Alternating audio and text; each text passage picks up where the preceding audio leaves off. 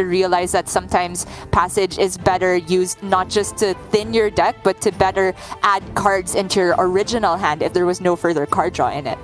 I think you're exactly right. I believe that Orange in his Garrote guide had like a specific portion to Secret Passage because he thought it was so oft misused by a large portion of the player base. And I absolutely agree with you there. We've seen players go for it very liberally, you know, with too many cards in hand, trying to go for just a Hail Mary, closing their eyes and relying on the Secret Passage to bail them out when it can't. Whereas Posesi's using it when it's just mathematically, you know, the most likely to bail him out of any situation, or as you said, to thin as many cards from his deck as possible.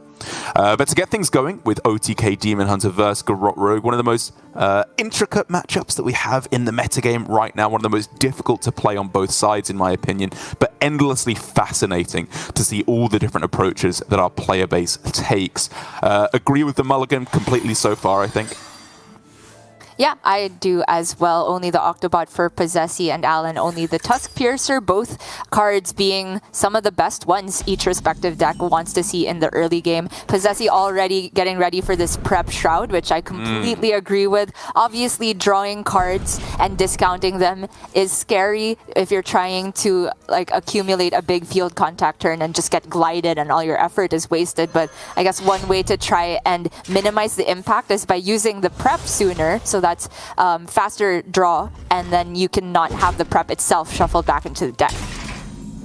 Interesting couple turns for both players here, because for Posesi you can just tempo Octobot here. It's relatively unlikely that it will die on the other side. There are definitely tools to do so with I-Beam, because if it does manage to get procced on this turn by your opponent, I guess you can go Kazakus on 3 and then coin 5-cost Golem on turn 4.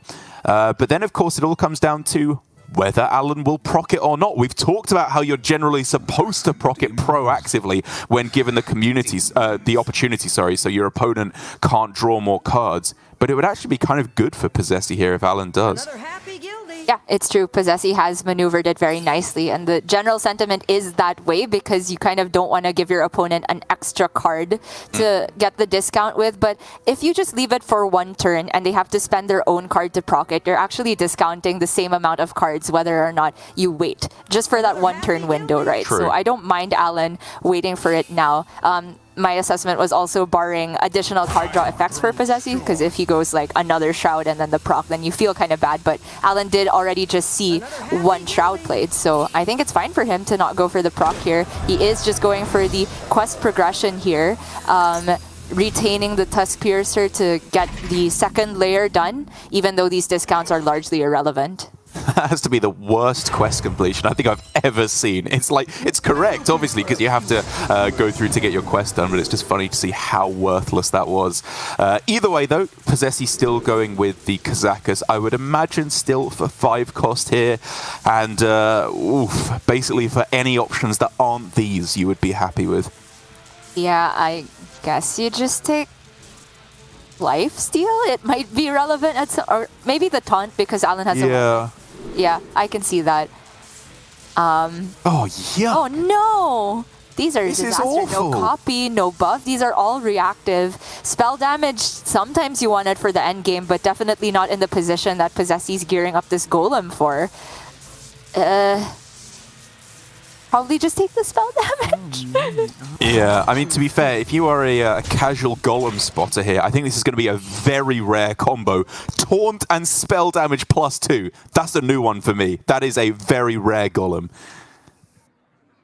Rare for a good reason indeed. True. However, the upside of Posesi's play, at least of coining Kazakus, is that he does still allow himself to potentially play the golem on curve if the Octobot gets procced this turn. But Alan now, with the knowledge that there's probably a 5-cost golem, will be even less likely to proc it, I think. Okay, still not the most impactful discounts, but just finding Glide is obviously a relatively big deal, assuming, or if rather, the next card is playable and he can outcast it, because that really, really wants to be outcasted with an Octobot on the board.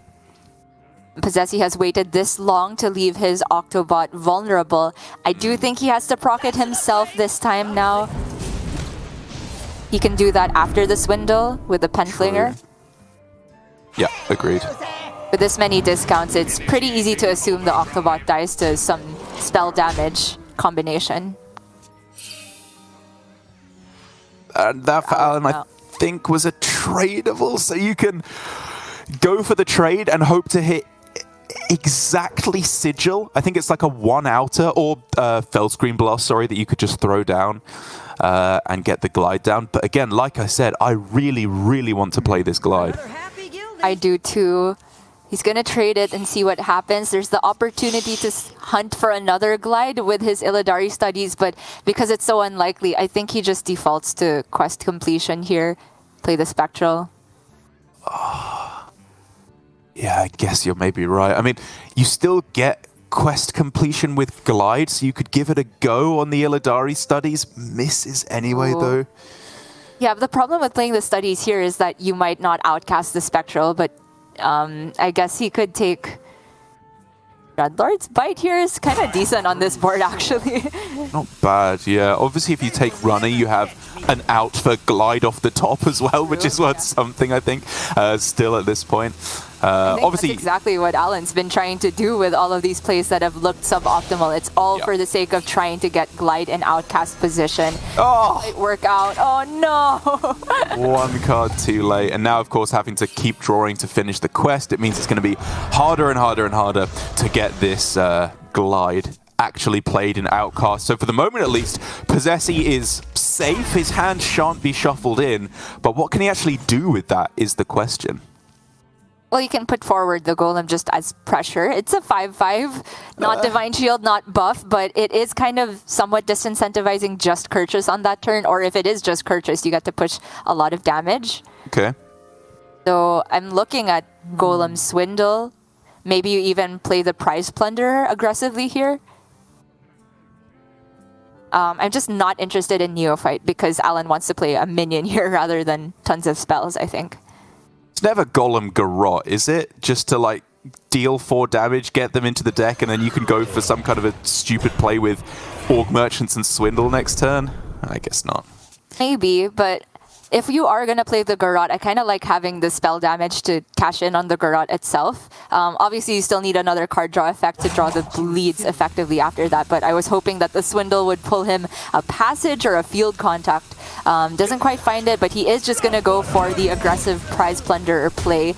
Are we looking at any possible step targets here?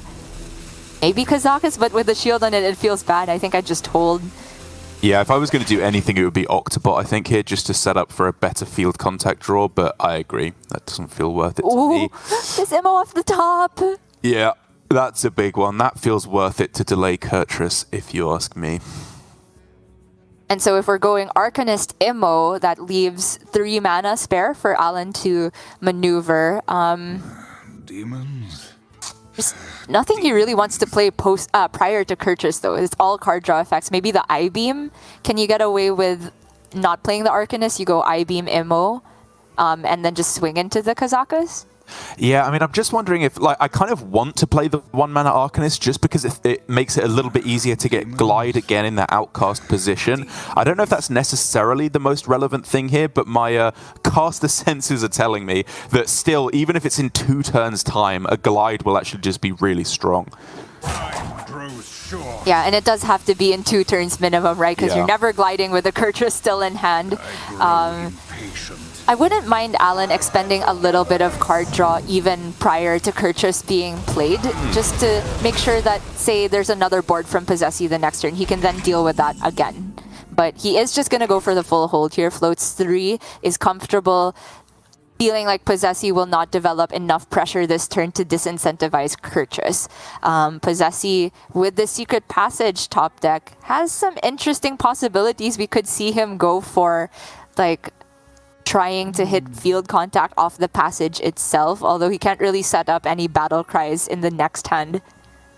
Yeah, in terms of the cards he has actually left in his deck, like, we're looking for card draw options primarily. Shroud would be huge, but with both Swindles gone already, he doesn't actually have that many outright good cards to draw off of the passage, which almost makes me want to say you go double Neophyte to just put some pressure down, because even though it's not especially relevant going into a Kurtrus turn, it does at least say if you play Kurtrus, you're going to tank 6 damage, sorry, which is reasonable.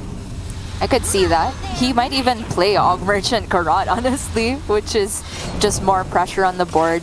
And after playing a Garrot, you could then step a Neophyte and just go all in on this passage, having the bleeds next turn. But the thing is, if Alan then just has second Evo or even a Fell Scream Blast for 1,000,000 mana, he would just happily play that over the Kurtrus. And as it turns out, it's kind of worst case scenario here for Posesi. It's not just the I-Beam that's unaffected by the Neophytes. It's able to come down alongside Kurtrus as well.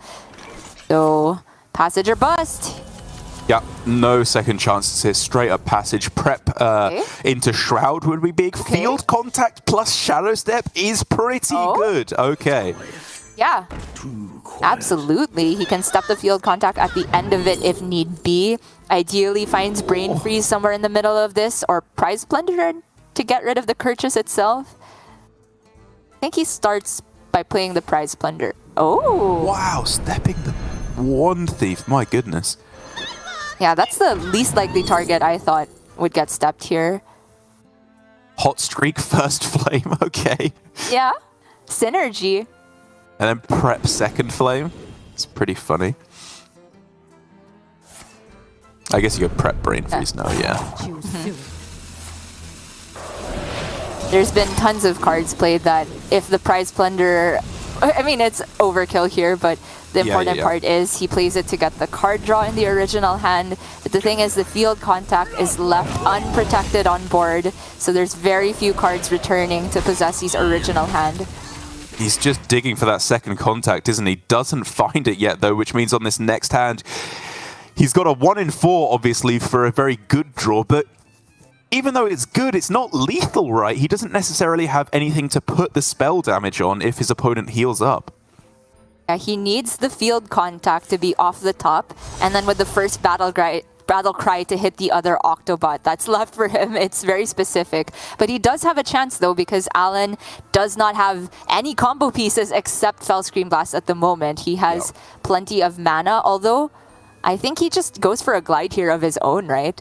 Agreed. In outcast position, it just disrupts Posesi endlessly. There's still 3 discounted cards that he doesn't necessarily know about, or know which ones they are, rather. Okay, didn't want to draw 2 off the acrobatics, which, I mean, sure, I guess it doesn't make any difference. He couldn't. There's already a sigil in play, so he could have played, he decided to play the other sigil. He could have played the draw 2 one, which is kind of interesting. It probably doesn't make too much difference. But he has the clear now. Fell Scream, I completely agree with, just in case he didn't hit any additional removal tools, just to kill the Field Contact. And he buys himself so much time with this. Honestly, the next turn he could just go for lethal by starting with Il'gynoth. It's pretty likely he hits it, I'd say, with the Spectral Sight and Outcast. But if he doesn't feel the pressure to, he can obviously wait another turn. So let's see if Posesi is going to put the Fear of God in Alan. Not that easy to do without a Field Contact. Oh, he's got himself 2 stealth minions. It's obviously very difficult to clear these, but it's still a risk, right? There's still Immolation Aura. But even then, I guess it would have to get up to a very, very high spell damage total to be able to kill it off in actually 1 hit. Wait, I'm confused what's going on with this Penflinger. Me too. Is Posesi just trying to remove it from his hand in case he gets glided again? That's the only reason that I can think of. Yeah, me too. Because obviously, like, in a world without glide, you'd rather just retain more battle cries in case you get the Field Contact, but maybe Posesi's mathed it out that with this much mana and an Octobot, if Field Contact is off the top, 1 battle cry is all he needs. Very possible. But here we go. Alan has 2 Morgs, and so you just start with Il'gynoth here every single time, I think. Get that Outcast Spectral Sight. Believe in the heart of the cards. When you got the Kurtrus discounts, it's just very likely to come together. 1 draw away. All he needs is the Fell Scream Blast. Some extra card draw wouldn't go amiss. He does go amiss, though, on the extra draw. It's getting a little bit scary now. An extra glide as well. Still doesn't have lethal. Okay. He's gliding to get it. Yeah, this is quite likely. All he needs is the Hellscream Blast or further card draw. 2 mana is still plenty to work with in this instance. There we go. And there he has it. Hellscream Blast for the crisp 36. And, you know, even though Posesi didn't really have much say in that last turn, he was very likely just dead if Alan had any measure of card draw. That play he made of getting rid of the Penflinger to play around second glide maybe gave him a slightly better shot if there was the second glide and he wasn't dead by some miracle.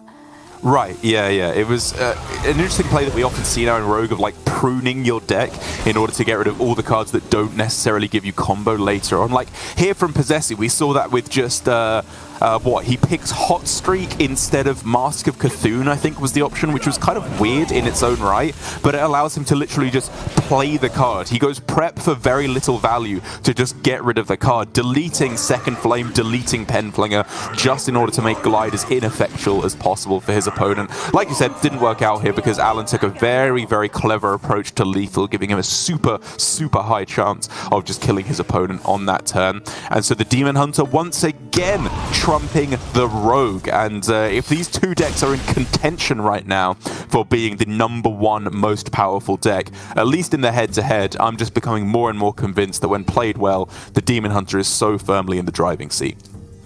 Yeah, I would agree. It was strange draws for both players, honestly, with Alan not able to outcast Glide for a very long time, getting that first quest completion for 0 relevant discounts, but Posesi missing out on good Golem on either half of the Discover options.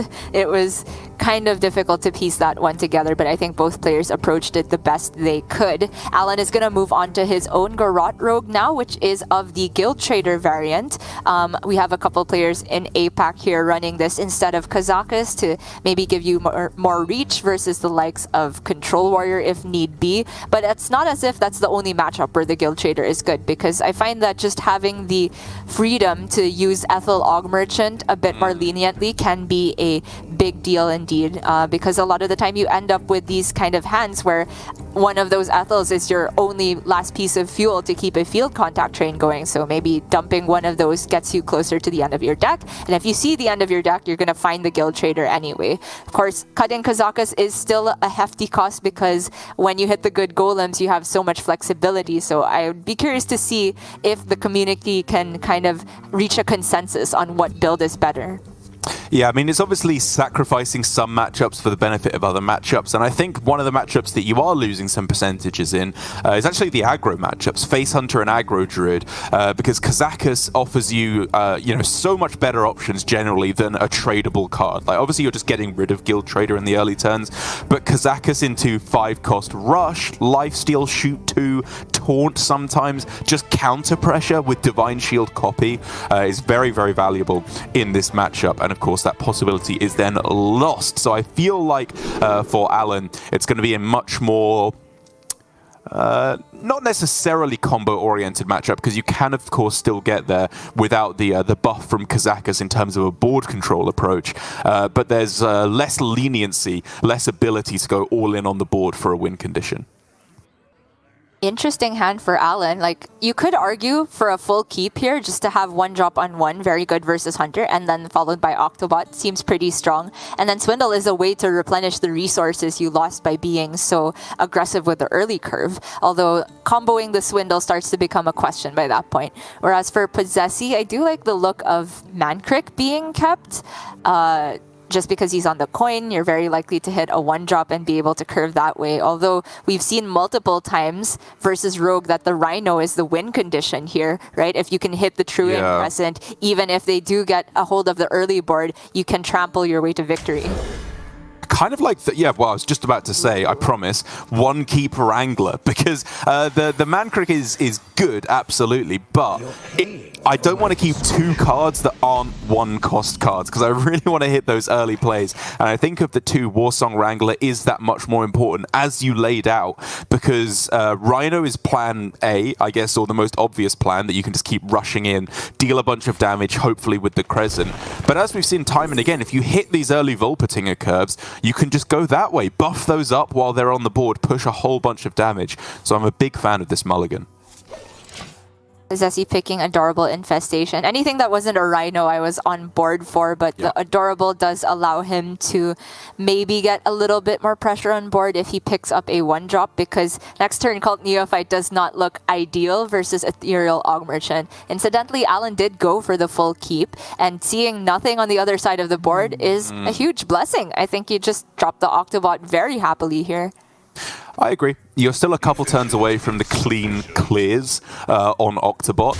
And even if, for example, you can't proc it next turn and they go Coin Piercing Shot as the earliest clean answer, you're so happy then. If they're spending their entire turn to deal 2 damage to you and kill off a 2-drop, it's a very, very good outcome. And so for Alan, I do expect to see the following on with a standard curve here. And by standard curve, I thought that meant 3-cost card on 3, Shroud of Concealment, and that does potentially allow him to get even more discounts with the Octobot. We can see, though, that the Neophyte does play around the Piercing Shot very nicely here. Posesi's line of just hero power, punished by the Neophyte, very cleverly done by Alan, deviating from the curve here to make sure he can still get some discounts, possibly. Big draw, though, in the True Aim Crescent, because even though Rinling's Rifle is a nice way to catch up against boards like this, I don't necessarily know if it's the kind that you're looking for here. With double Warsong Wrangler in hand, I'd rather rely on Rhino or maybe Volpatinger, you could also argue for theoretically here, with the True Aim Crescent to mop up this board. Problem is with the Crescent, if you are going to get rid of the Ethereal Aug Merchant, the rest of your mana goes to just Neophyte, which is a free proc for Octobot if Alan decides it. So I really don't know if Posesi can get away with waiting to kill the Octobot without proccing it for much longer. Maybe just accept that Alan will get some of these discounts so you can smoothly go about the Warsong Wrangler curve.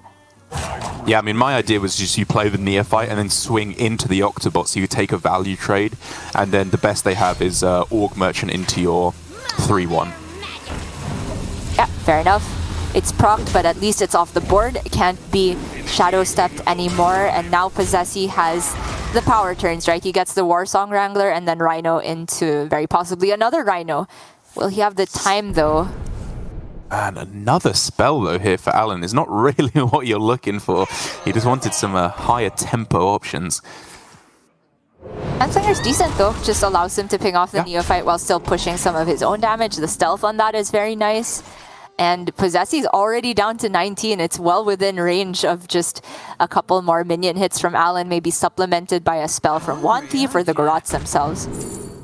He can clear almost the entire board on this turn, though, right? He can... okay, I was going to say he can go Coin Aug Merchant plus Swing in order to clear off the Neophyte as well, but he's holding back, probably trying to go for, I don't know, theoretically Divine Shield on the Rhino or Adorable Infestation on the Rhino to ramp up the damage. That makes sense. Yeah, I do like that. Just retaining 2 targets for the Rhino as it stands on this board state, but Alan cleverly going to put Divine Shield on his Neophyte. If he trades that in and the Penflinger, the Rhino can only trample one thing next turn. Looks like there's a slight spectator bug with Alan hand. Supposed to have 5 mana here, I think. Yeah. I mean, we can see what he's playing at least, but not his hand. I think that was a Fireball that was picked there as well, it looked like from the art. That's huge. Which is big, yeah, very, very big here.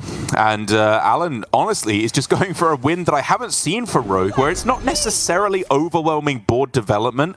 It's just prioritizing on the fact that your opponent literally hasn't done anything in the starting turns, and you're just running them over. As you said, Fireball, absolutely huge. Bleeds in the deck as well. Such an aggressive start. One that I don't even think Rhino can necessarily overcome.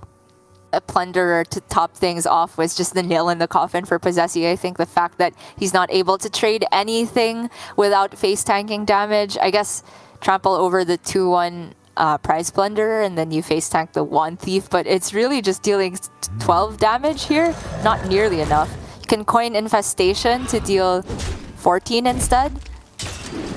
I guess he's looking to go coin Org Merchant to just kill off an extra guy here. Yeah, fair enough. But that leaves him at 6, the magical breakpoint for Alan. Just that aggressive opener, and the Ethereal Aug Merchant on 1. It didn't really get the spell damage Battlecry, but it dealt way more in just attack damage than it would have with Battlecry.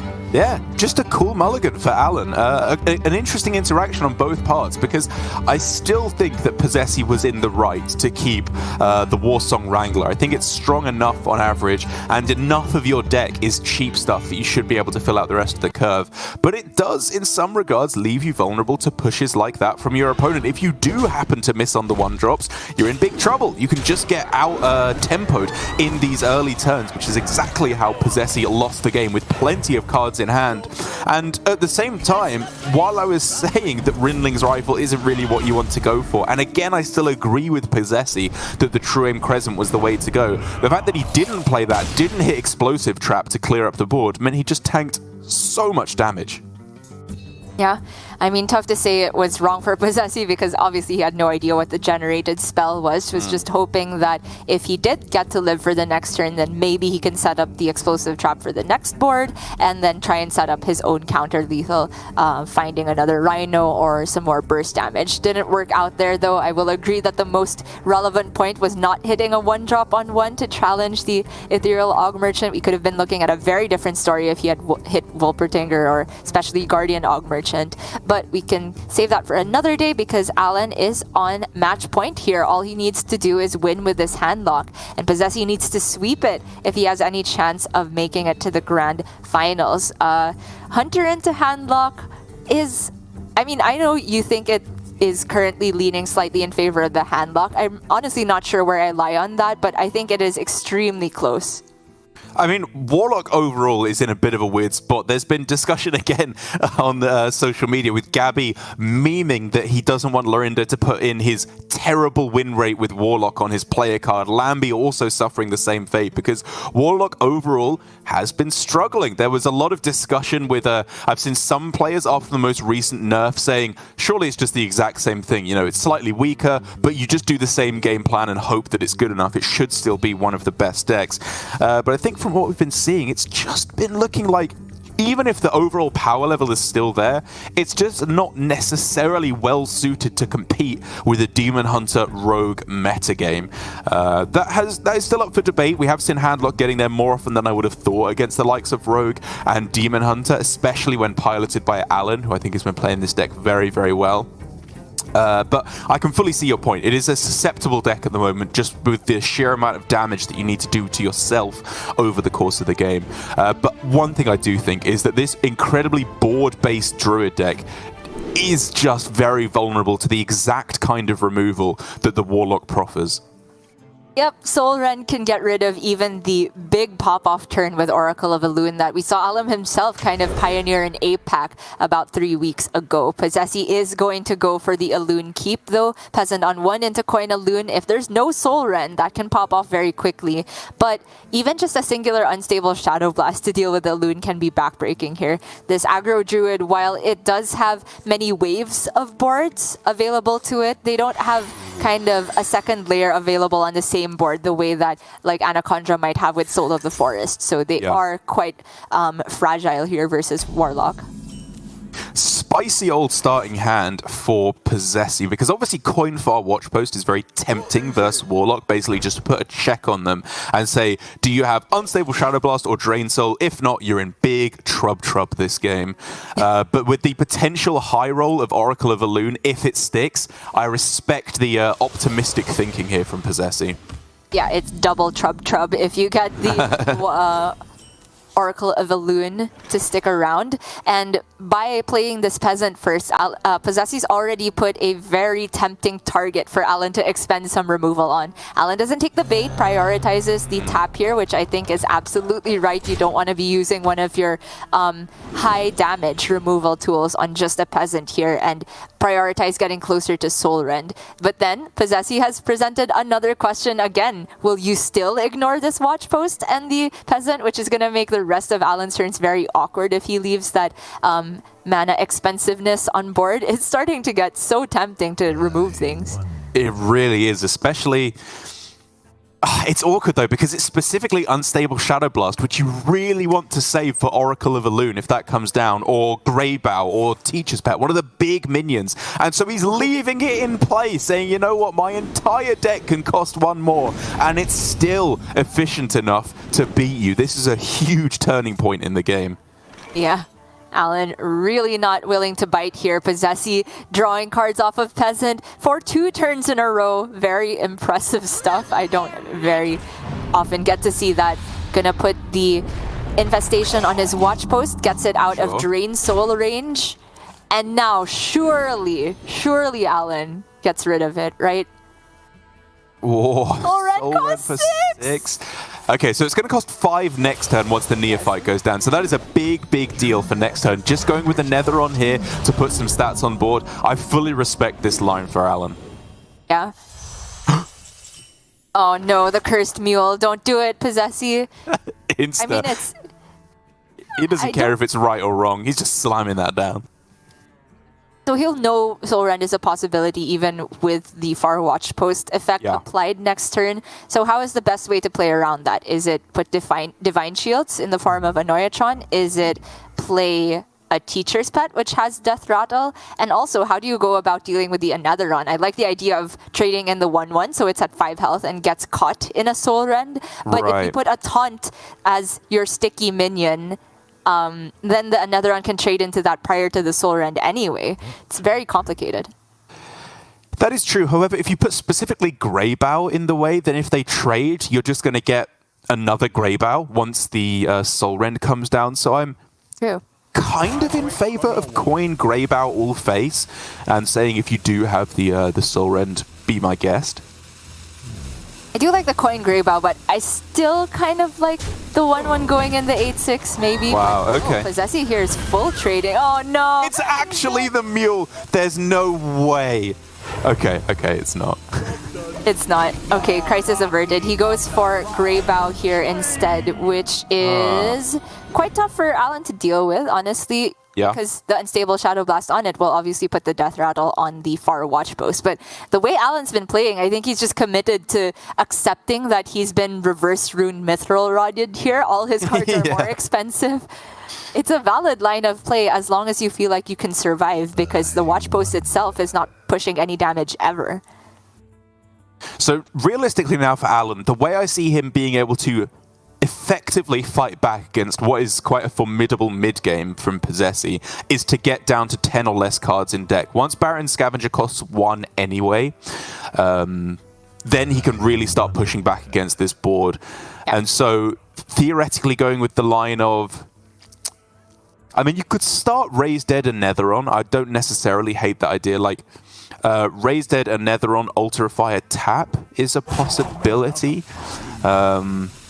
Alternatively, just something like Altar of Fire, tap, and then play the Unstable Shadow Blast on Greybow, because then at least it's stuck on a minion that can't attack. Yeah, I do like the idea of putting this Greybow Death Rattle on something that Alan has committed to kind of leaving on the board. The only downside, though, is that that kind of makes Soul Rend very much a liability from this point moving forward, because it's going to kill the Watch Post even if you don't want to from there. So Alan is actually just committing to leaving the Greybow up, which now gives Posesi the opportunity to try and get this Death Rattle on something that isn't the Watch Post. I don't know if that's a high priority, though, because Greybow into Anetheron is a very ugly trade. Maybe it's just like Elune a Noyatron here? And... I mean, the really big thing is that Posesi is clearly holding out for the Razormane Battle Guard right now, because with the combo of Oracle of Elune, Razormane Battle Guard plus 1 mana Teacher's Pet allows him to play 2 Teacher's Pets copied with the Oracle of Elune, given that it costs 1 mana when you play it, which is a 6 mana play. And so he's clearly trying to hold out for that for as long as possible. He's held both these cards since turn 1. But like you say, if you don't go for that, it's a somewhat weaker turn. I guess you can just go 2-2-1, vomit stats onto the board and hope that that's good enough. Yeah, okay. As long as he gets a Noyatron on board in some measure here, I like the turn, because he's just not resilient to Soul Rend no matter where he sends the minions otherwise. So with the Divine Shield minions, he does at least make it such that if Alan Soul Rends, the Great Bow Death Rattle will land on something, and those somethings are preventing the Anetheron from going face. I think it's a fine middle ground. And now Alan has to consider once again if he can continue to ignore this, because now the threat of Arbor Up is ever present.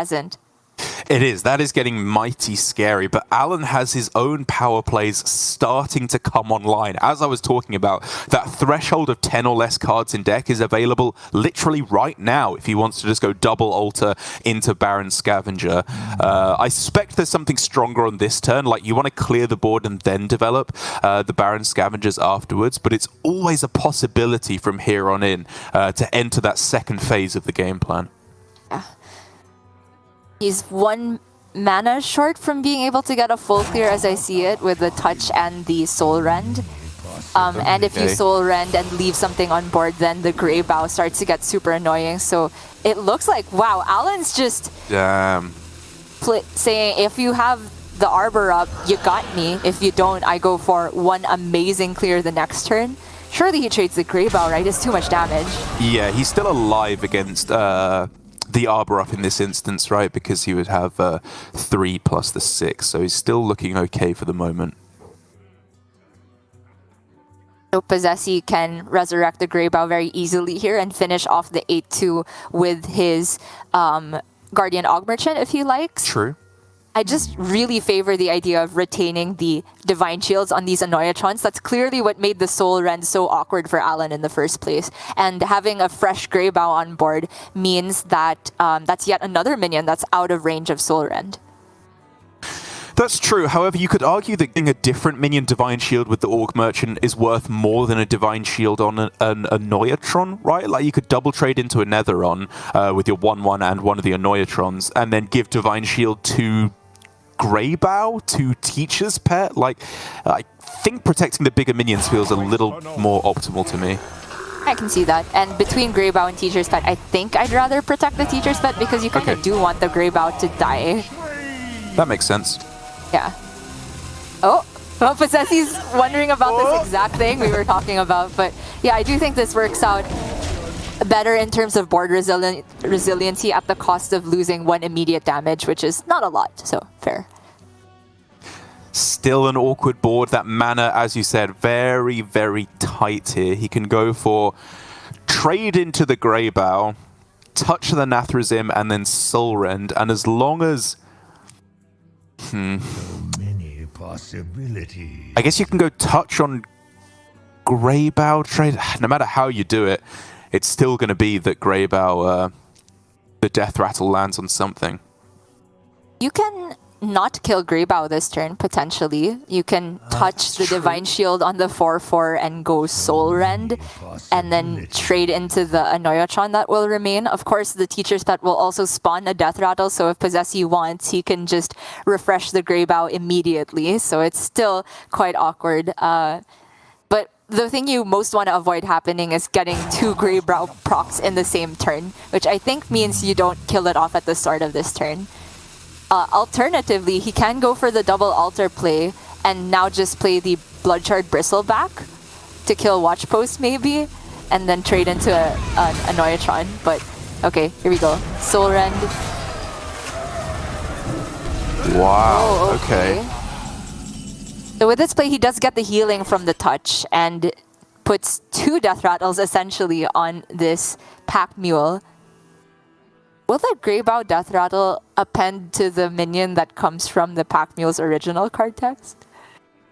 For instance? in this instance, the Teacher's Pet was played before Greybow was procced and before the Death Rattle activated, so I'm going to say yes, it will go on to the Death Rattle of the Teacher's Pet. I'm sorry, I can't even remember which one hit the board first. So, and the Teacher's Pet was played and then he sacrificed off the... Okay, yeah. So then it should work, yeah? That he gets yet another... Oh, it summons Greybow anyway, we're forgetting how it works. Oh, true. Oh, man. Just asking complicated questions that don't need be here. So, I mean, Pack Mule Arbor. Oh, Posesi, play the one on the right. Unless he's playing both. No, he's not. He's not. He just hates us. Rocking the Mule Spectator bug very annoyingly. But we will hopefully get that fixed as soon as possible, because this is obviously a very clutch situation for Alan, where he has reached that breakpoint I was talking about, where Baron Scavengers, Bloodshard Bristlebacks all are active on this turn, and he could theoretically go for, good job production, a play of double Bristleback on this turn, Bristleback, Baron Scavenger plus... I don't know, Unstable Shadow Blast? It's all a little awkward, isn't it? Yeah, that watch post did so much work here. Okay, let's talk breakpoints, right? At least he's seen one Arbor up, so even considering... you can try and just consider that there's no Arbor up second one being played the next turn, so just getting rid of the 4/4 you'd have to assume, playing your own 6/6, and then bolting something else seems decent to me. The important thing with this play is that the Baron Scavenger, even at 6 attack, does not allow the Greybow to die. So he doesn't have access to getting yet more Death Rattle procs on that.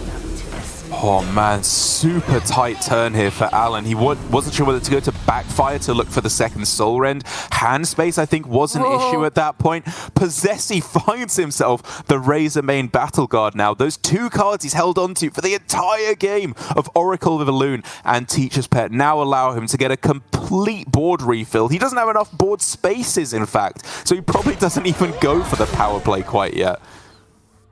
I'm still kind of interested, just because all the Teacher's Pets have so much stickiness to them with the Death Rattle, because he could have deliberately traded 4/4/4/3 into the 6/6 and then 4/3 into 3/2. That would have left him 6 board spaces, which is enough to go Elune and the double battle. In fact, he only needed 5 board spaces, right? But now he sent everything face, so this is not going to be an Elune turn, I think. Problem is, if you use the Teacher's Pet this turn, then the Elune turn gets a lot weaker. So he's just going to float a bit of mana and require Alan essentially to have the other Soul Rend here, and then he has the huge refill for post Soul Rend. Okay. The question with plays like this, hedging around AoEs, is did you actually disincentivize them from doing something else also? Right. Because what if Alan doesn't need to Soul Rend here at all? Does he have access to a good enough clear with just the Blood Shard and the Unstable Shadow Blast? He has 2 minions worth of trading power. Okay, looks like he's rending then. Does look that way, doesn't it? He was looking for a lot of good draws. Apologies, the deck tracker has broken because of the mule bug, so we're going to have to work off good old-fashioned memory here. He has played one Raised Dead, though, and so I think there was still another Giant, another Scavenger in there, some real good cards, but he does unfortunately have to burn almost the entire rest of his deck, so all the big threats, you're going to be saying goodbye. Raised Dead, Null. I think last card might be Giant, but I'm honestly not sure. Me neither. But a 6/6 hitting the... Oh? If it is Giant, then I guess he's going to tap for it now. It's definitely Giant. More pressure than a 6/6, and he can get closer or get that 1 fatigue to progress the quest again. True. But without the last Soul Rend, or with Soul Rend already used here, Posesi has the amazing refill. Can even fit in the Bone Chewer Brawler. It is just a full board. It is indeed incredibly difficult to fight back against this for Alan with both Soul Realms gone. He can go for Bloodshot, Bristleback plus Unstable Shadow Blast, even fit in a Null in there if he wants to, but then of course the Baron Scavenger won't quite be playable. So theoretically, you're considering leaving up the teacher's pets just because they're really hard to actually chew through a lot of attack with the death rattles in there as well. Yeah, I like that. I think he just shoots the Alun then with the Bristleback. Okay.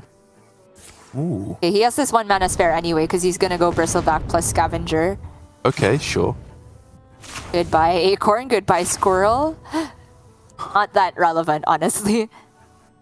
Only thing that matters here is second Arbor up, I think. Yeah. So he can Knoll and Giant into the 2 Bone Chewer Brawlers. He can Bristleback the Alun, and he is alive on board.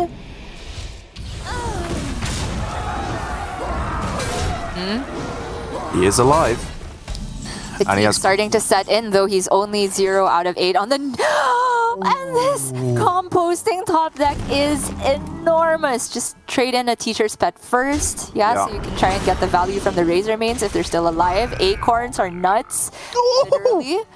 Oh my god.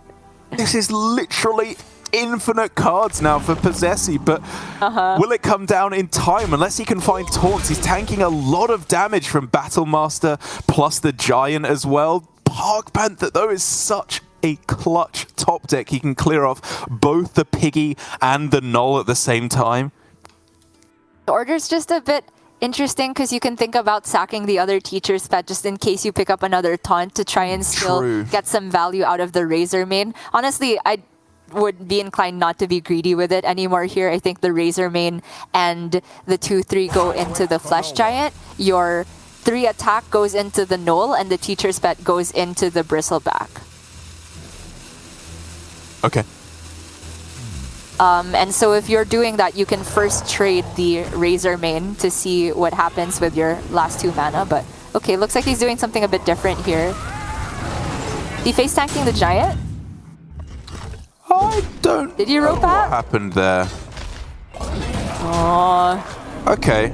He missed the attack with the Battle Guard, which is not great, obviously, but the heart of the play was there. He's leaving the Giant up and saying, I'm keeping a board in play, and that's going to be my pressure. And he is technically alive, even with Unstable Shadow Blast plus the Battlegrounds Battlemaster. Posesi is above 18 health. That's what matters. Also, the Teacher Spawn sometimes spawns another taunt.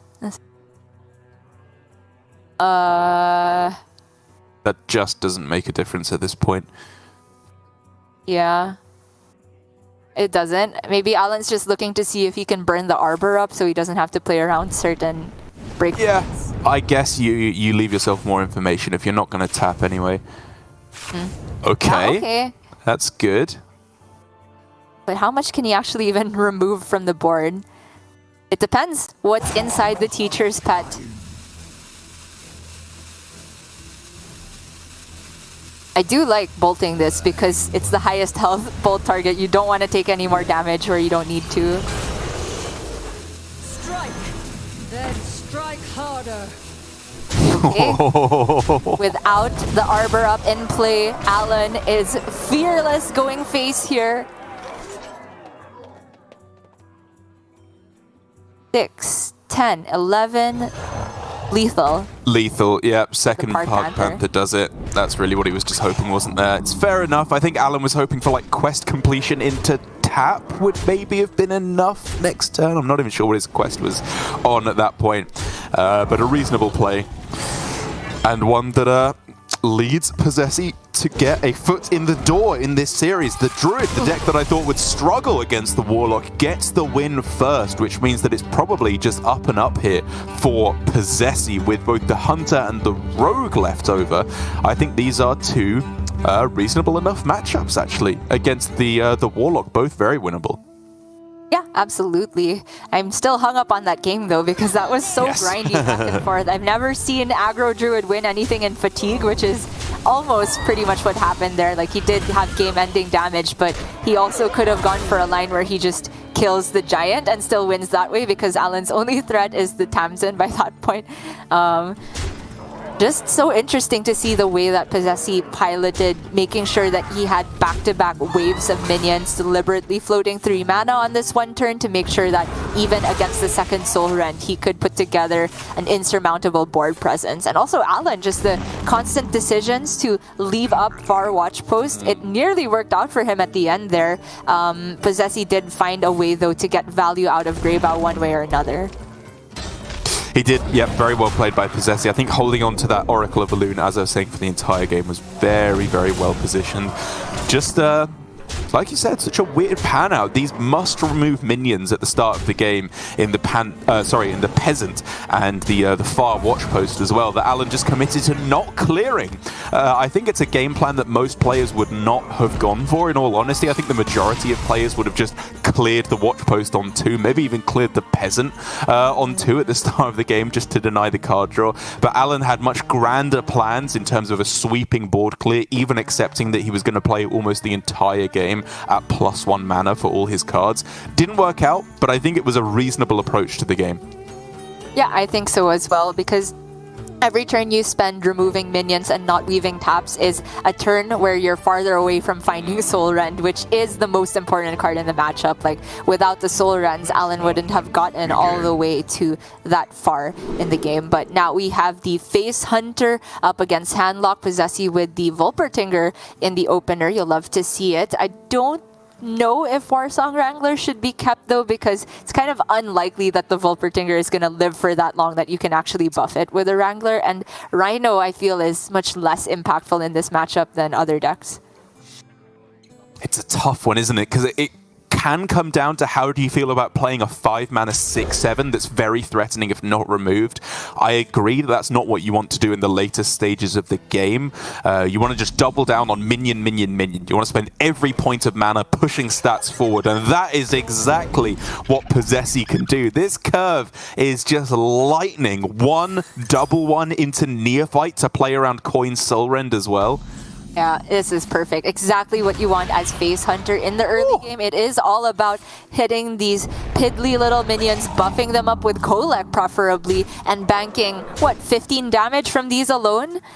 And by that point, even if they do eventually Soul Rend, you get over the top with Aim Shot, Piercing Shot. You don't want to hit the Rhino late game half of the deck. You want to hit all the cards with immediate burst damage. And that's exactly what Posesi has put together here. Alan does at least have touch of the Nathrazim to stem some of the bleeding, but I'm not sure if it's going to be enough, Derek. Yeah, the question is just whether Alan's hand can function with a low hand size as the game develops. Warsong Wrangler off the top, though, is so sick. Insta-Tinger to just buff these up and keep the damage rolling. I was going to say, I mean, again, Alan can clear the board here with Soul Rend, but it's just how can he function after that? Backfire is a very nice first step, because at this point, he just needs to turbo down to Baron Scavenger, which he can do next turn, actually, right? With Backfire, Altar of Fire, Scavenger. It's actually all playable, even without the coin. That is true. This Altar of Fire signature card for Alan is amazing. And he just picks up second Soul Rend as well. I think you do that instead. You don't want to take any more damage. Soul Rend, Altar, Coin, Scavenger. This is absurd. It is absurd, but the Scavenger by itself is not necessarily winning the game, right? He still needs healing, I think, because Posesi can realistically run a runner top decks.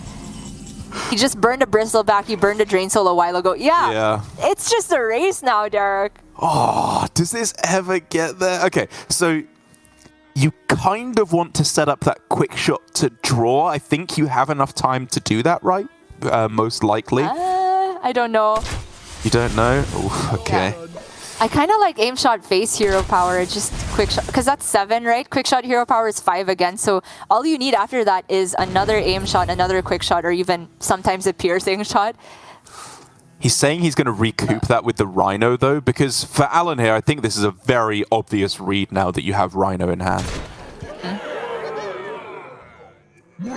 And heal up with this Bristleback, and now force the Rhino to give Alan more health, sort of. Heals for 1 net because of the lifesteal. Okay, Adorable is... That's pretty good. He's gonna make it 0 net healing, and he gets a little bit of board presence. That's the last Bristleback as well, but it will be in the Raised Dead pool. I think as the only one aside from the Baron Scavenger. Is that all that's died so far? True. That's so sick, isn't it? Yeah, Insta. That's gonna seal the game. Oh, the Giant as well is just not playable alongside the Scavenger, but maybe you throw it down alongside the Bristleback actually here. Such first world problems. True. I think, yeah, you're super safe to go for Giant. You'll be at 19. You'll have a lifesteal minion on board that Posesi once again has to deal with. He's just tapping. Sure, why not? Fair enough. It's discounting the Giant for 2 effectively because of the quest proc, so still playable with Bristleback. And Touch. Nutty. Yeah, seriously, just pick your poison here. There's so many strong ways to close out this game for Alan. What could he be thinking about? I suppose, what if it's Barak off the top? They play aim shot, quick shot, hero power the next turn, which is only, what, 10 burst? That's nothing. He's fine versus everything. Absolutely chilling. I love the Giant for just more pressure. It's about closing out the game now before you hit fatigue and start taking that damage for Alan. And Posesi, piercing shot. Oh, it's not bad. You can use it to kill off the lifesteal, draw a card off the quick shot, but surely there's just not enough burn left in the deck now. Yeah, I mean, not enough time. Like, if he could draw the other aim shot and the other piercing shot all together next turn, maybe, but that's simply not possible. And Alan is just going to set up a very clean 2-turn lethal. Posesi is going to say goodbye. It's still a very, very impressive showing throughout the point-earning stages of the season, and we'll see him again at playoffs, but right now it is all about Alan. That's right, Posesi can be happy, finishes first seed at the end of the regular season. An incredibly impressive performance, even if you factor out the 5 points that he got from winning the previous season of Grandmasters. But Alan, 3 finals in a row. Any mention of his apocalyptically bad start to the season can just be erased now. He's made up for that tenfold with what has just been a stunning end to the season here. Potentially getting another win here, which... I mean, it's hard to forget the start to the season again, because if he had done slightly better and then got this finish, he'd be finishing second quite handsomely, I think. But even so, getting to playoffs at this point, playing some lights out Hearthstone, and also just opening my eyes to Altar of Fire. Low-key, this is the best card in the game now, I'm pretty sure. It has been the biggest MVP of both his and Alutemu and Glory's Warlock throughout the entire week. Yeah, it's just really good. I took a long time to catch on as well. Alan himself only had it as a one-of tech inclusion, but I think rightly so, doubling up on it. Glory and Alutamu also found its potential in the testing, just because not only does it have the potential to disrupt combo decks, bad matchups like Demon Hunter, it's just good versus